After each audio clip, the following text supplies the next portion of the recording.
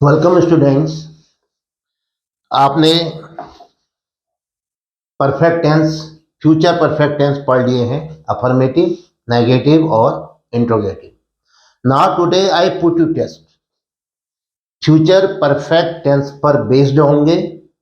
आपको ध्यान रखना है कि आपने फ्यूचर परफेक्ट टेंस का यूज करना है। और फिल इन द ब्लैंक्स।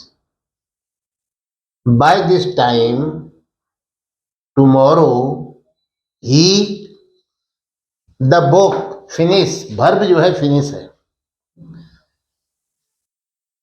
इस समय, कल इस समय तक वह पुस्तक को फिनिश कर चुका होगा।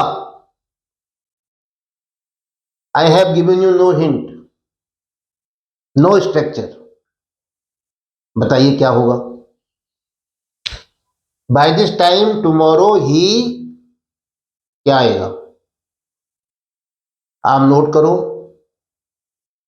और वो जो गैप है, उस गैप में परफेक्ट टेंस के रूप, फ्यूचर परफेक्ट टेंस के रूप में क्या आएगा, समाप्त कर चुका होगा। तो आपने कहा था, याद अगर हो, क्या आता है, विल कंपल्सरी आता है, क्लियर है। लेकिन यहां क्या आता है, विल है। और जब विल हैव आ जाता है तो उसके बाद बताइए, हमेशा हैव के बाद वर्ब की थर्ड फॉर्म आती है। विल हैव, वर्ब क्या है, फिनिश। फिनिश की थर्ड फॉर्म बताइए, फिनिश, फिनिश्ड, फिनिश्ड। तो क्या आएगा, will have finished.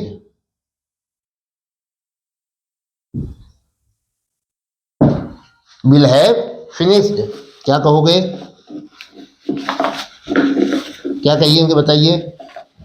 He will have finished by this time tomorrow, he will have finished. आपने क्या भरा इसमें, विल हैव फिनिश्ड। ये ध्यान रखिए। आप इसको ये भी कर सकते थे, by this time tomorrow he will not have finished the book.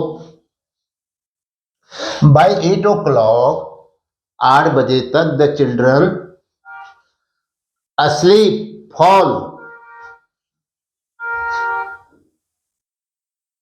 सो गए, सो चुके होंगे। 8 बजे तक बच्चे सो चुके होंगे। तो क्या आएगा, द चिल्ड्रन के साथ क्या आता है फ्यूचर परफेक्ट में, will have sleep, will have fall, fall की थर्ड फॉर्म बताओ, will have fallen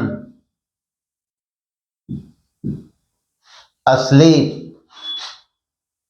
will have fallen asleep. By tomorrow morning, सुबह तक, कल सुबह तक, ही साउंड स्लीप।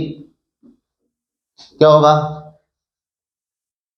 वह मजे की नींद सो चुका होगा।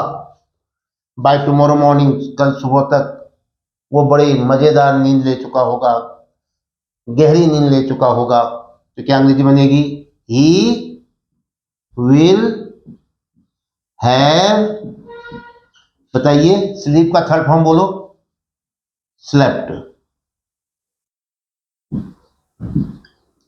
Sleep, sleep, slept, slept. Rohit his car by next month shall, shall मैंने बेचना। रोहित अगले महीने तक अपनी कार बेच चुका होगा। क्या आएगा, रोहित, बताइए, विल हैव, सेल की third form, sell, sold, sold, will have sold his car by next month. अब नेगेटिव में भी बना सकते थे आप, Rohit will not have sold his car by next month, अगले महीने तक वो अपनी कार नहीं बेच चुका होगा। बाय मार्च, दिस चैनल, मार्च तक ये जो चैनल है, by the end of this month complete, complete माने पूरा होना। तो क्या होगा, अगले मार्च तक, या मार्च तक, by the end of this month, इस महीने के अंत तक, मार्च में ये चैनल पूरा हो गया होगा, पूरा हो चुका होगा।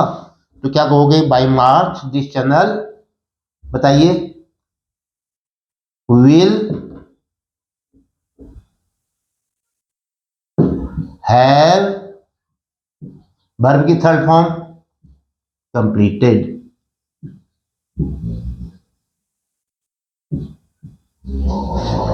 How many of you